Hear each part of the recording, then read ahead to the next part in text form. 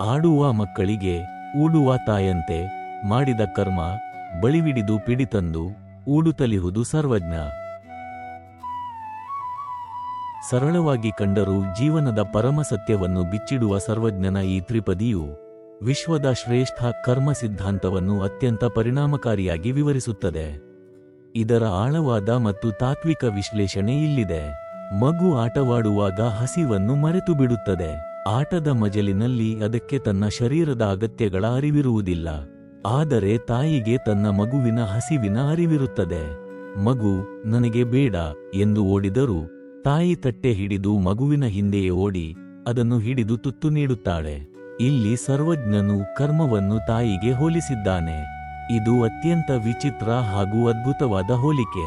ತಾಯಿ ಹೇಗೆ ಮಗುವನ್ನು ಬಿಡದೆ ಸಲಹುತ್ತಾಳೋ ಹಾಗೆಯೇ ನಾವು ಮಾಡಿದ ಕರ್ಮಗಳು ನಮ್ಮನ್ನು ಬಿಡದೆ ಹಿಂಬಾಲಿಸುತ್ತವೆ. ನಾವು ಇಂದು ಒಂದು ಕೆಲಸ ಮಾಡುತ್ತೇವೆ, ಅದು ದಾನವಿರಲಿ ಅಥವಾ ಅನ್ಯಾಯವಿರಲಿ. ಕಾಲ ಉರುಳಿದಂತೆ ನಾವು ಆ ಕೆಲಸವನ್ನು ಮರೆತು ಬಿಡಬಹುದು. ಆದರೆ ಕರ್ಮ ಮರೆಯುವುದಿಲ್ಲ.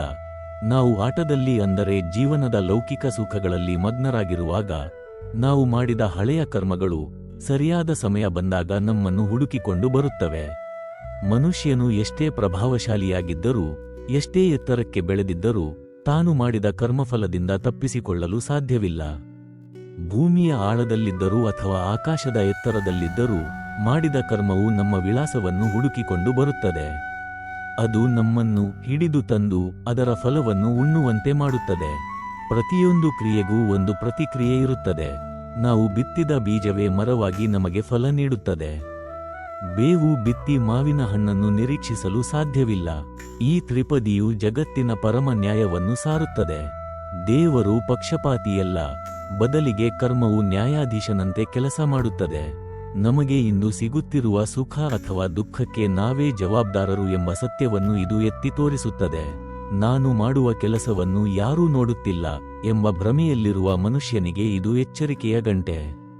ಪ್ರಕೃತಿಯ ನಿಯಮದಂತೆ ನಮ್ಮ ಪ್ರತಿ ಹೆಜ್ಜೆಯೂ ದಾಖಲಾಗುತ್ತಿರುತ್ತದೆ.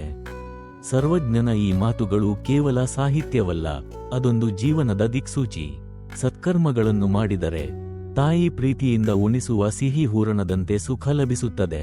ದುಷ್ಕರ್ಮಗಳನ್ನು ಮಾಡಿದರೆ ತಾಯಿ ಮಗುವಿನ ಆರೋಗ್ಯಕ್ಕಾಗಿ ನೀಡುವ ಕಹಿ ಔಷಧಿಯಂತೆ ಕಷ್ಟಗಳನ್ನು ಅನುಭವಿಸಬೇಕಾಗುತ್ತದೆ. ಒಟ್ಟಾರೆಯಾಗಿ ಬದುಕಿನ ಆಟದಲ್ಲಿ ನೀನು ಮರೆತರೂ ನಿನ್ನ ಕರ್ಮ ನಿನ್ನನ್ನು ಮರೆಯುವುದಿಲ್ಲ ಎಂಬುದು ಈ ಅದ್ಭುತ ತ್ರಿಪದಿಯ ಸಾರಾಂಶ.